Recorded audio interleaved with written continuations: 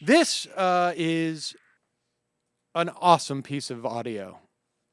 The video is even funnier, I think, in some ways.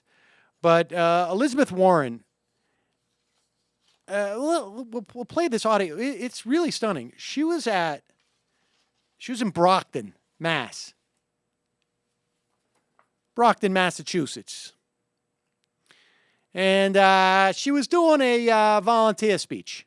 She's running for Senate in about 13 months, 12 months, I guess. You know, she's running for Senate. And I think she still's got a primary campaign. I don't know. I think she's still facing some opposition in the primary campaign. But I think most of the big players have gotten out from the campaign. So she's in Brockton, and she's about to give her speech, to all the volunteers. And some dude gets up and starts talking to her. She's from the Tea Party. He's from the Tea Party. She's not. She's in the Democratic Party.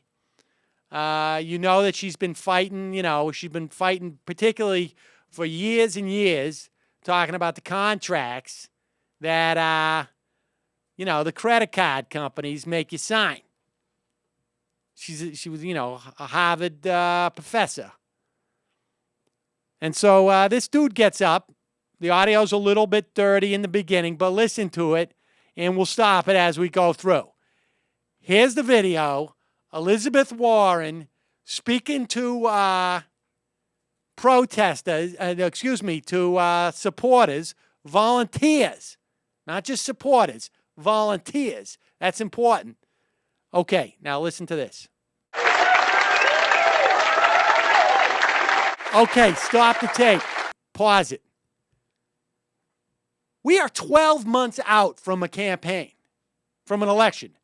She's got a room full of people in Brockton. Just in Brockton. Literally, it looked like there was a couple hundred, if not more.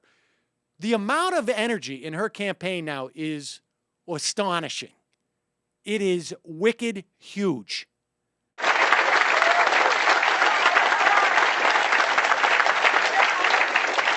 a working meeting tonight. I want to start by thanking every one of you for being here. It means an enormous amount to me. Warren, can I ask you a question before you begin? I've been out of work since February of 2010, and I understand that you are reporting with several print media, and I think I saw you on television taking credit for the Occupy Wall Street movement. Pause it.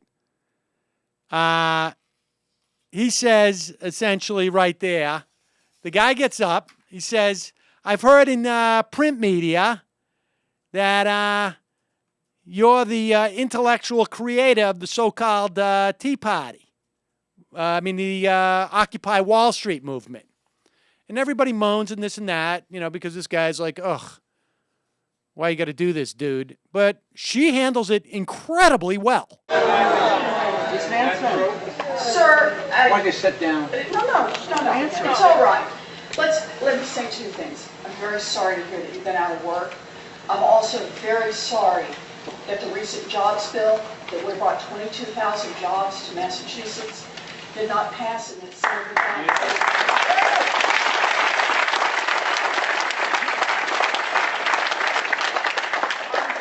I'm also, since you asked, I also want to say about Occupy Wall Street. I've been protesting what's been going on Wall Street for a very long time. Yeah.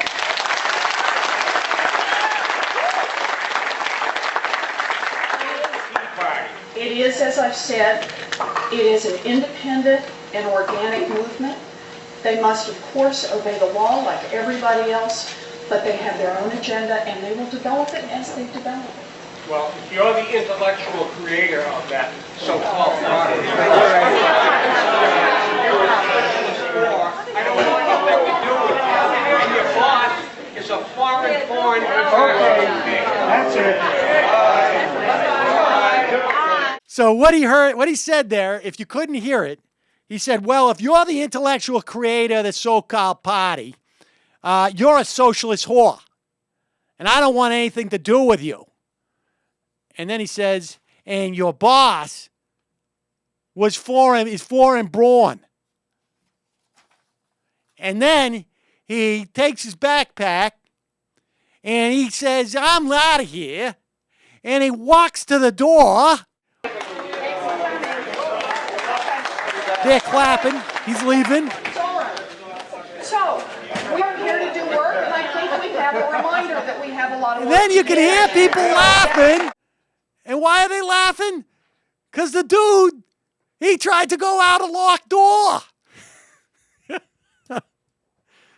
So awesome. She handled that amazingly.